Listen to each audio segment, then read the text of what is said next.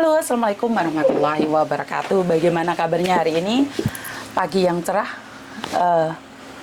rada-rada mendung ya. Menanggapi viralnya kemarin, fenomena yang saya lihat, saya sedikit ketawa ya, karena apa yang terjadi di luar sana itu tidak sama ya Mbak ya. Apa yang terjadi di luar sana itu sepertinya tidak sama dengan apa yang terjadi. Paham nggak? Maksud saya adalah tidak sesuai dengan apa yang terjadi. Karena saya melihat bahwa ada fenomena yang menurut saya tidak seperti yang ada, tidak seperti yang viral. Tidak seperti yang viral. Jadi saya bingung nih mau ngomong apa sama kalian semua, karena kadang-kadang media sosial itu tidak mengambil full apa yang ada. Jadi saya nggak ngerti harus bilang apa. Tiba-tiba ada presiden lagi ngomong, itu ditulisin viral TKW Hongkong damprat oknum bea cukai gamis 200.000 dipalak 9 juta. Nah, ini ini bagi saya adalah informasi yang saya kurang tahu seperti apa dan bagaimana, karena ini videonya sudah diedit kemana-mana, jadi nggak ada yang lihat secara nyata itu pesan saya tuh seperti apa. Dan komennya sudah pada ngeri ya, sudah tidak seperti jalurnya lagi. Saya bingung ini saya mau ngomong apa pada kalian semua, dan sepertinya sudah di edit nggak jelas ya Mbak ya. Bagi mbak-mbaknya yang tahu pastinya bilang ngeri-ngeri sedap ya, karena memang informasinya sudah mulai gak jelas, mulai sampai presiden meminta maaf dengan membawa tulisan itu. Opo kuwi?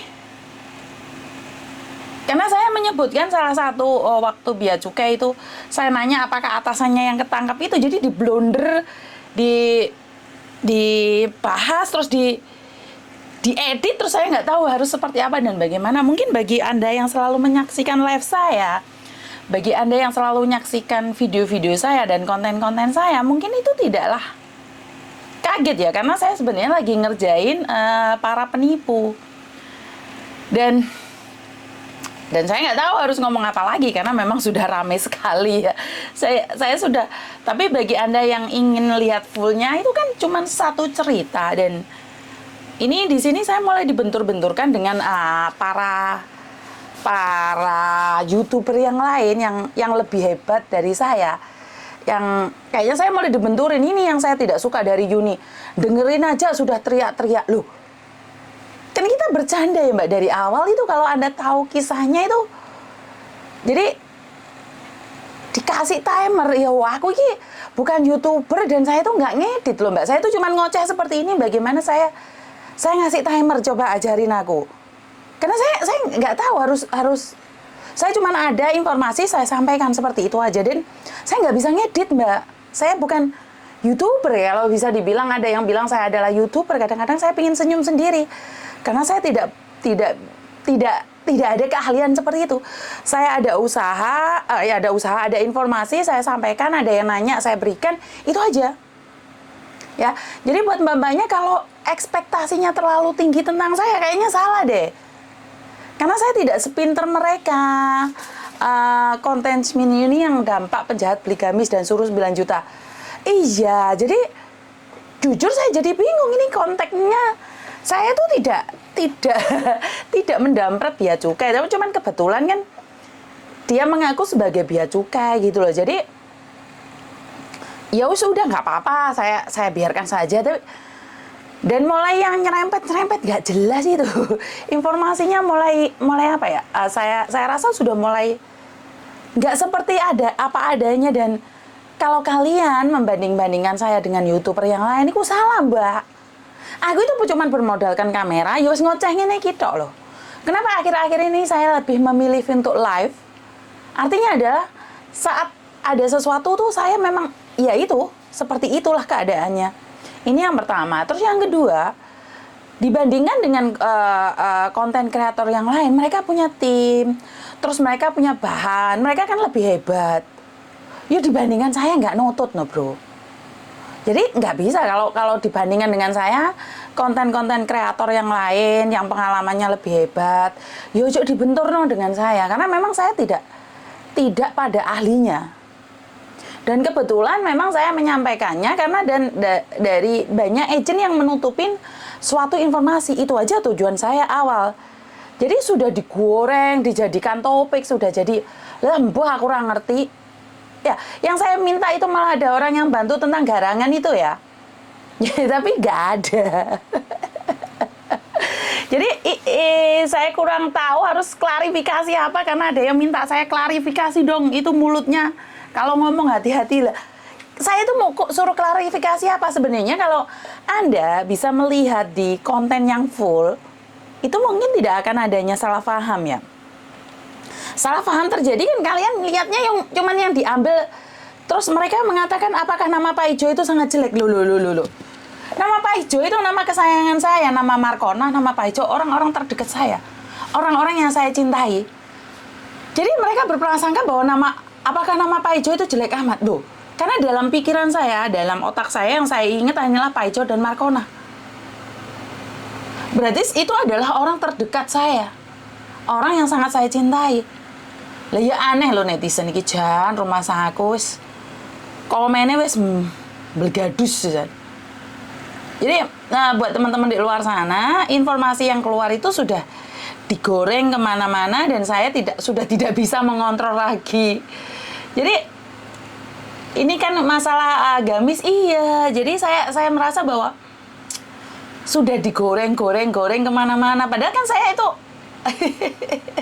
saya nggak tahu ya ini akan dibawa kemana. Cuman kan kebetulan dari pihak pemerintah Indonesia sedang ada gesekan-gesekan kecil, di mana gesekan-gesekan itu juga mengenai pada pemerintah yang akhirnya apapun yang berbau bea cukai, apapun yang berbau pajak itu langsung di-up-kan. Dan saya rasa yang ambil cuplikan pertama saya itu tahu tujuan saya itu apa. Saya itu gampang kagetan, Mbak. Kenapa? Karena aku ini wong apa ya? Wong desa, aku ini nggak begitu tahu tentang banyak hal. Kadang-kadang saya tuh kaget beneran loh. Sampai ditompai video ini disebar. No, itu aku kaget. Aku kaget juga baju beli 200 biaya cukainya 9 juta itu aku kaget. Jadi karena mungkin kan saya itu di Hong Kong sini juga desa ya Mbak ya. Jadi tapi ya desa ini gimana sih? Yang saya tahu itu Fangkong Saukong, kerja pulang udah makan di rumah, dan saya tuh nggak tahu mana-mana walaupun saya di Hong Kong lama. Jadi saya tuh kuper banyak bahasa yang saya tidak tahu. Ini yang viral, kami semua pengacara turut prihatin dengan para korban. Terima kasih. Jadi sekali lagi mungkin kalau pengikut saya minta maaf kalau ada yang kekeliruan atau sudah digoreng-goreng atau sudah dijadikan sesuatu yang jadi makanan pokok oleh banyak orang, bahkan dari beberapa YouTuber di luar sana. Saya dikirimin oleh kalian itu udah nggak tahu lagi harus seperti apa dan bagaimana. Jadi masalah viralnya bea cukai dan apa yang terjadi dengan muka saya kemarin itu sebenarnya tidak ada keinginan saya untuk viral ya. Jadi saya sama sekali nggak ada tujuan viral ya. Jadi di sini ada yang bilang saya cari cuan atau saya gaya-gayaan. Kadang-kadang saya bingung, Mbak. Kenapa sih video saya bisa viral? Jadi aku nggak ada. Saya harus cari sensasi mikir seperti apa? Enggak, saya tuh enggak. Saya nggak ngerti. Saya mengalir aja seperti air. Ya ada apa, saya tanganin apa, ada ngomong apa ya saya lanjutkan apa. Jadi nggak ada dalam pikiran saya planning besok seperti apa. Nih bingung nih besok viralnya apa ya? Apa yang perlu dibahas? Enggak. Saya setiap hari kalau kalian pernah tinggal sama saya, mereka pasti tahu. Saya tuh tidak pernah tahu apa yang terjadi besok. Ini saya ajarkan pada anak saya. Saya selalu berpikir bahwa, Mami besok itu gimana sih? Semuanya diplan sama dia karena dia adalah anak lokal ya. Anak lokal ini kebanyakan semuanya serba planning, Mbak. Planning A, planning B, planning C. Saya selalu mengajarkan dia, kita boleh planning, tapi semua itu Tuhan yang ngatur. Jadi saya selalu ajarkan saat kamu planning itu Tuhan yang akan memberikan jalannya. Dan jangan dipikir terlalu kedukuran. Jangan terlalu dipikir ke dukun. Jadi aku selalu bilang sama anak saya bahwa baik Meme atau Kokonya. Jadi saya selalu bilang apa yang terjadi akan terjadi. Jangan terlalu khawatir tentang hari esok. Hari ini kita melakukan apa, ya udah kita hari ini melakukan. Yang sudah terjadi itu adalah masa lalu. Kalau memang jelek kita perbaiki, kalau baik kita pertahankan untuk lebih baik lagi. Jadi dari sinilah saya selalu mengatakan bahwa apa yang saya lakukan ini tidak ingin untuk viral. Kalian tidak membagikan, kalian tidak tap-tap, kalian tidak share, nggak akan viral, Mbak. Karena viral ini adalah kalian yang memviralkan saya. Bukan saya yang pinter loh. Dalam konteks ini bukan saya yang pinter. Ini yang pinter kalian. Karena kalian ingin diusut, ya udah meledak. Bener nggak? Kalau konten saya ditinggalkan jenengan semua, udah tepar, nggak ada. Video saya itu nggak ada. Dan ingat, yang bisa memusnahkan saya itu cuma satu. Agent. Bagaimana saya bisa bilang agent? Karena satu, kalau agentnya bagus, agentnya bertanggung jawab, nggak ada seorang pun yang cari saya, artinya saya sudah tidak dibutuhkan lagi di dunia persilatan. Ya, bisa difahami sampai di sini, Mbak. Jadi kehadiran saya ini cuma penopang, pelengkap makanan, masakan. Ya, bisa dipahami ya. Jadi saya itu nggak ada untuk tujuan pingin terkenal. Iya, saya ada apa ya udah di situ saya lakukan itu. Jadi saya itu nggak cari bahan, Mbak. Malam itu kalau konten-konten kreator kan cari bahan, terus habis itu cari ke informasi tentang yang lain. Saya nggak. Saya itu nggak cari informasi. Saya itu dengarkan seperti yang saya selalu katakan, saya ngaji filsafat. Saya dengerin Mongol kalau saya lagi nggak ngeh gitu, lagi kecewa, lagi marah, dengerin Mongol. Terus Pak Chandra, dengerin Pak Abdi. Saya dengerin Buya Hamka. Itu yang saya dengarkan. Jadi saya tuh tidak pernah tahu gosip di luar, bahkan saya viral. Itu saya sama sekali nggak tahu. Nggak ngerti saya. Dan karena mbak-mbaknya kirim, "Miss, ini kok viral?" Kaget saya. Ya Tuhan. Jadi saya bukan pura-pura kaget, karena memang saya tidak tahu. Lah kok bisa viral? Itu karena kiriman dari mbak kalian semua. "Miss, iki lo wis viral, Miss." Loh kok iso? Saya juga jegek, kaget. Karena memang tidak ada tujuan untuk viral. Tidak ada. Jadi saya akan tetap bertahan di posisi saya saat ini. Saya tidak akan menggeser posisi saya selagi saya dibutuhkan. Jadi buat Anda yang tidak suka sama saya, Anda salah. Harusnya kalian katakan sama agent bekerjanya lebih baik, biar tidak ada TKW yang ada di Hongkong ini telepon saya. Ya, jadi biar tidak ada TKW yang mencari saya. Caranya, agent harus the best. Ya. Jadi kehadiran saya ini cuma pelengkap karena dulu saya mantan agent. Ada yang menanyakan kenapa Miss Yuni tidak bekerja di agent lagi. Apa agentnya tidak bagus? Tidak. Berbeda dengan tujuan hati nurani. Selalu saya katakan bahwa tidak ada perusahaan yang tidak ada berbasis bisnis. Jadi mereka semuanya berbicara tentang uang. Masalah norma itu belakang. Dari situlah saya merasakan ada perbedaan. Dan apakah perusahaan yang dulu salah? Enggak. Mereka menjalankan sesuai dengan labor. Jadi saya rasa perusahaan saya yang dulu bagus, nggak ada masalah, cuman kan tidak sesuai dengan saya. Tidak sesuai dengan saya bukan berarti tidak bagus. Karena memang tidak cocok dengan karakter saya yang butuh kebebasan.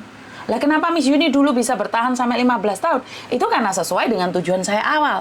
Bagi anak-anak yang pernah tinggal sama saya, yang dulu pernah saya bantu, mereka akan tahu bahwa perusahaan saya itu benar-benar membantu, ya. Jadi buat teman-teman kasus yang viral hari ini itu tidak ada planning dari saya pribadi untuk memviralkan, dan kalau menjadi kontroversi saya itu terkaget-kaget. Yo ngerti dhewe aku iki wong pekok, aku gak ngerti di dunia persilatan, per-YouTubean dan per-TikTokan. Yang saya tahu adalah membuat konten. Ya udah tak sebarkan.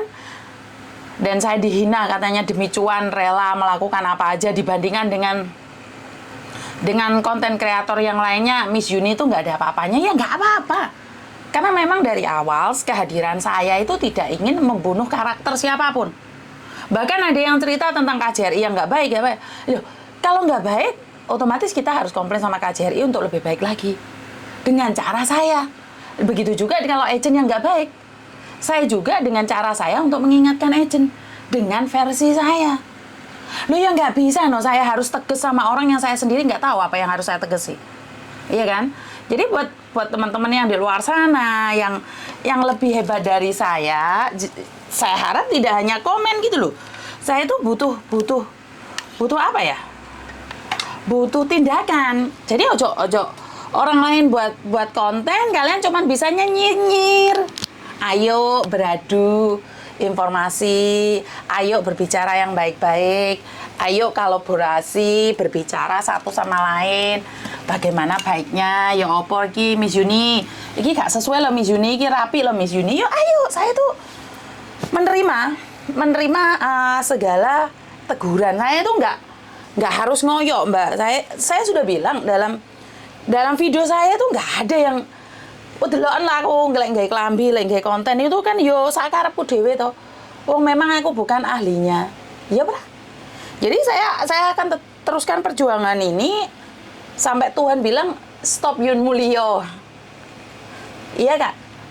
Jadi bagi Anda yang tidak suka kehadiran saya karena saya mencari sensasi nggih, mboten napa-napa. Kalau memang kalian bilang bahwa kehadiran saya itu tidak dibutuhkan siapa-siapa, yo ora apa-apa. Karena memang hidup ini penuh perjuangan ya. Jadi saya sendiri tidak akan marah kok dengan apa yang terjadi. Karena memang selera kita beda. Selera kita jauh berbeda. Ngono ya, jadi nyanyi jadi. Buat teman-teman, saya cuma ingin berbagi cerita tentang, karena dari viralnya saya itu saya malah tertarik lihat DPRD, Pak. Aku iki gak ngerti DPRD iki sapa. Ngerjane ngopo ae ngono ki aku kira ngerti ra paham maklum wong desa ki. Saya itu nggak senang politik, jadi mungkin saya nggak masuk di ranah politik ya. Aku iki wedi mbek politik karena katanya ayah saya politik itu menghalalkan segala cara untuk mendapatkan sebuah kedudukan. Dari situlah saya belajar untuk tidak mengenal politik dan saya tidak ingin masuk di ranah politik. Nah, seperti yang saya lihat kemarin itu Pak Mahfud MD ya. Koyok dikeroyok wong sak gedung ya. Seperti itu ya. Bisa ada yang lihat nggak? Boleh dilihat, Mbak. Jadi Pak Mahfud MD itu satu orang dikeroyok oleh orang-orang penting di DPRD itu saya melihat wah, sekelas Pak Mahfud aja ngomong langsung diserang saya gitu lah, meneh sekelas saya. Ternyata DPRD ku pinter kabeh ya. Yang saya lihat tuh DPRD ku pinter ngomongin jen. Saya suka. Hebat banget. Saya yang tidak tahu tentang politik, ngrungokne cermet, Mbak. Ngrungokne kayak wah, tunggu. Ini dengerin dulu orang ngomong belum selesai sudah dibantah. Atau memang gaya stylenya DPRD seperti itu ya. Instruksi gitu. Sebenarnya saya sendiri tidak pernah ngerti tentang DPRD, politik enggak. Itu gara-gara video saya viral, terus saya tertarik dengan video-video dari Pak Mahfud MD. Di mana seseorang yang membuka fakta itu diserang. Jadi langsung di apa ya? Kayak dikeroyok, kayak seolah-olah dibungkam ini loh. Apa meneh sekelas Yuni lah. Bener nggak? Jadi seseorang yang menyuarakan kebenaran itu wangel, Mbak. Banyak yang nentang. Ya mungkin masyarakat mendukung, tapi masalahnya kan ra iso ngomong aku koyo ngewedeni gitu loh. Jadi itu serang-serangan, padahal kan Pak Mahfud ingin membongkar sebuah tradisi jangan korupsi ya. Tapi waduh, kejat kabeh. Yang saya lihat adalah reaksi mereka. Jadi keren tuh nggak, DPR tuh keren banget gitu loh. Jadi mereka itu meeting kan dapat uang ya. Katanya kalau meeting dapat uang ya. Lah, aku diserang, kalian dapat uang nggak? Sopo meneh iki telepon.